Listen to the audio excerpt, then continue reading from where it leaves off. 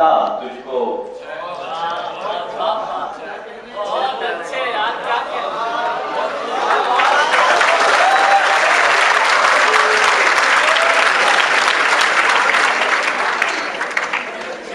मुझको मुझको दुख है कि बन गया हूं मैं एक दरपेश मसला तुझको।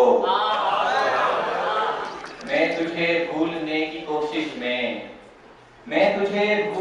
कोशिश में रात भर सोचता रहा तुझको। तू तो मंजिल है आखिरी मंजिल, तू तो मंजिल है आखिरी मंजिल।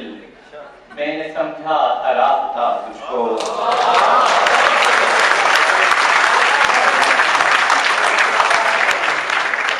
तूने पहले